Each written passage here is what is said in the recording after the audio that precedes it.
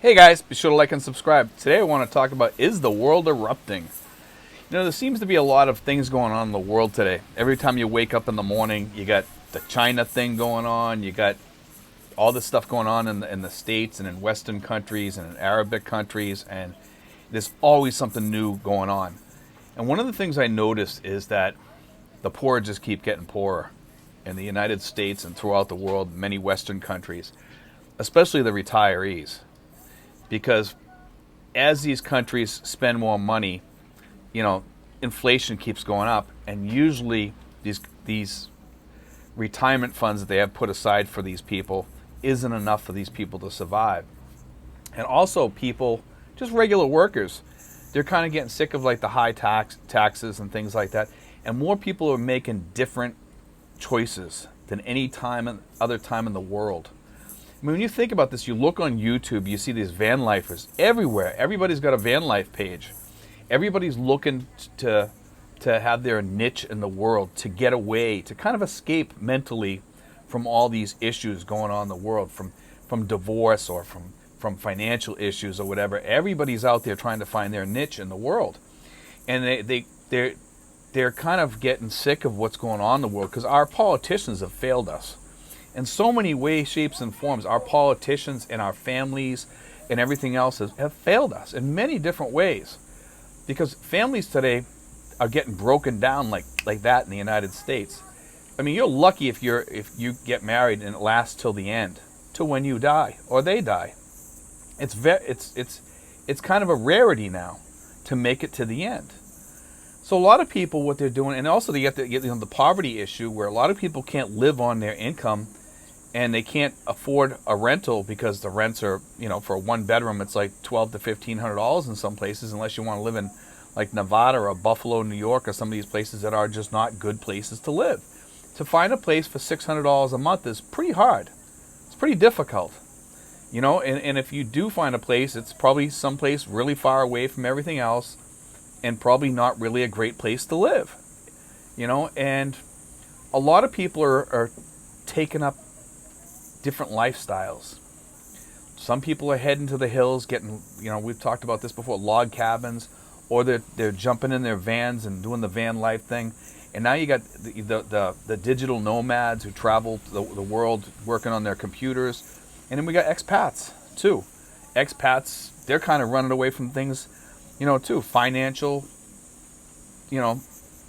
problems. They just want to come over here and settle someplace different where it's cheaper. And even over here, we're having our problems because prices are starting to catch up a little bit. And maybe not as far as rent and stuff like that, but in some ways, some of the other stuff is starting to catch up. And that's the only thing great about over here in the Philippines and in Asia is that in most places, the rents are fairly reasonable over here. And it gives you that extra little income.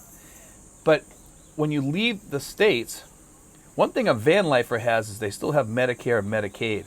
When you come over here as an expat, you lose that, so you have to buy some sort of medical insurance or protection or whatever.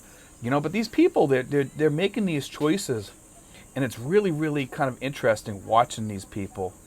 And I've watched some of these people, man, and they've made a pretty good, carved out a pretty good niche for themselves, both on YouTube or whatever. And even I myself have been lucky enough that I've been able to carve my niche out on YouTube.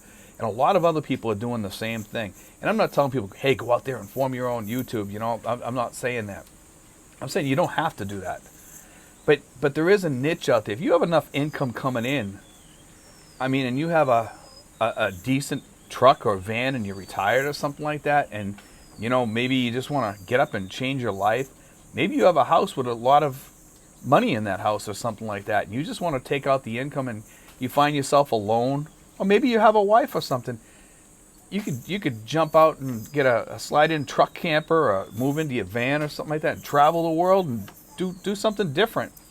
The world is quickly changing. You don't want to be sitting around waiting for the world to come to you, because it's never going to come to you.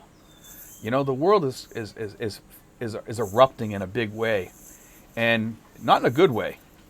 Not in a good way at all. And I think changes are coming fast. And people need to get up and start living, because now's the time. We don't know what's going to happen in 5 years, 10 years from now, but the prospects of the future do not look good. They don't look good at all, even for us over here. It doesn't matter where you are in the world. The prospects in the world do not look good. In fact, they look kind of grim. In fact, we're living through this current mess right now, and it seems like even when we come out at the other end, we're not going to come out for the better. Sometimes I think we're going to come out for the worst. When 9/11 happened, a lot of us thought things would change for the better, to be more protections, and some of those protections ended up hurting us more than they helped us. It clamped down on our rights, kind of, and trampled them. And I mean, I don't have to go through that for anybody. People know what I'm talking about, and I'm not saying, some good things didn't come out of it. Some did. But sometimes politicians in the world, they tend to, I don't know, they tend to use these things to build something out of it that shouldn't be built out of it. And it's kind of sad that we've come to that in the world today. But, us as, well, we're all kind of like nomads today. Us expats are digital nomads, and the van lifers and stuff like that. We've kind of gotten away from that and formed our own little circles, and it's kind of cool to watch that. I watched this movie. I think it was called Nomadland or something like that. I actually had Bob Wells, who's one of the leaders of the van lifers of the nomadic movement, and he played a part in that movie. It was kind of an interesting movie about this woman who goes out and finds life on the road. It was kind of a lonely movie, but if you're okay being alone, it's okay to join the nomadic movement. If you can live like that, but you also can meet up with these groups once in a while when you want to be around people, and they're okay.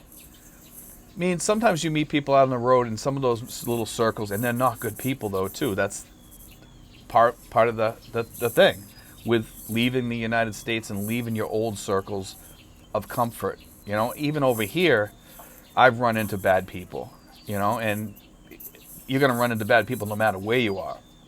So you just kind of have to pick and choose who you want to be around. And I've made my life over here around that. I built my life around that I'm going to pick and choose who I want to be with and who I don't want to be with. And a lot of expats over here, you kind of learn to live like that. You make your own little circles. And, right now, because of the current mess that's going on, a lot of us expats haven't been able to hang out. We haven't been able to get together. We're talking about forming a group, maybe of getting together once a month or something, and maybe have 10 or 12 of us, or maybe even more, get together and just have a barbecue or something and cook some steaks and, pork chops or something like that, something decent, just to have a get together. And with the curveballs that life has been throwing us lately, none of us have been able to do that. So for the past year and 3 months, practically, we've been, not been able to see anybody over here. It's kind of pathetic. I mean, I ran into a couple people in the malls, got to say hi to them for a few minutes, and then we don't talk for a while, And these people have contact with me, I have contact with them. There's nothing to talk about because nothing's happening, So, like, what are you going to talk about? Yeah, today I watched a movie, blah, blah, blah, It's kind of boring, It's kind of boring with this going on. I mean, we were lucky a few times that we did get out for a while and go on vacation and stuff like that, and then they locked it back down again. So I understand why people are changing their lifestyles and they're getting up and saying, hey, I'm going to go do this or I'm going to go do that. And they go to the place that makes them feel free. It makes them feel free. And in the United States, one thing that you still have is that freedom that you can go on the road. Although they've been clamping down on the nomadic movement a little bit in some states, and they won't let you sleep in your van in, say, a Walmart parking lot in some places. In some places they will. And, you get that tap on your window or whatever. And with expats, we kind of have that same thing because some countries are, they clamp down on the tourists, expats, and in different countries they've clamped down. Actually, in Thailand, they're making it harder for people to live there in some cases because of things that they're doing over there. And a lot of countries have started doing that because of the nomad movement has changed things and brought those people into those countries. Even though they make money, some people just don't like that. They feel like they're being, encroached upon. And the countries have chosen not to let that happen. And some countries welcome those people, and there's tons of places where you can move about freely and still be yourself. And there's some places where you can't do that. And you just got to kind of stay out of the eye of those people. And I think that's where the nomadic movement has gone, is they've chosen like Nevada and these states that are really, really remote, and they can go live out in the desert and nobody will bother them. Well, the Philippines is kind of like that. And the Philippines is, even though it's a crowded place, us as expats were allowed to kind of like blend in and just move right in and blend in with that group. And Filipinos are very welcoming people. We're blessed as far as that goes. But I just thought this subject was kind of cool because the nomadic movement, the van life movement, the expat movement, and all these different movements that are taking place here are almost like everybody is like getting up and it's just erupting and people are moving, and it's almost like a flower that has all those things that blow in the wind, and it opens like a dandelion, and it just boom, everybody is up and leaves, and it's kind of getting like that now because when I was home and I was working, a lot of the people that I was talking to in my old hometown of Lawrence said that when they retire, they're going to leave. They were going to go back to the Dominican Republic. They were going to go back to Puerto Rico. They were going to go back to Portugal, or they were going to go to, someplace else, or go to another state, have you, and I found that kind of fascinating. But a lot of them kind of get stuck. They get stuck there, and they let life keep on ticking by, keeps ticking and ticking and ticking, till finally they just pass away, and their dreams are poof and gone. And I've heard some people say that they want to go RVing or something like that, and they never get there because they pass away. They get caught up in the life, or somebody is dragging them, to stay at that place or whatever. Maybe it could be their grandchildren or their whoever. And I can kind of understand it, but there's ways to keep in touch with people still. But these people try to tear at your heart and try to make you stay behind. And sometimes, if it's your dream, man, you need to get up and go. And I'm not saying you not to contact these people if you love these people in your life. I'm just telling you that there's ways that you can always be in touch with these people through FaceTime and things like that. With the movement today, with telephones the way they are and the smartphones the way they are, you can stay in touch with people all throughout the world. When I talk to my sister, sometimes I talk to her face to face on FaceTime, and it's just like she's in the same room with me. So, and you can do the same thing. And a lot of us don't think about this stuff. We think that when we get away, we're going to really miss these people. Do I miss my sister? Yes, I do. Do I miss other family members that I contact on FaceTime and stuff like that? Yeah, I do. But at least I get to talk to them. So it kind of lessens that.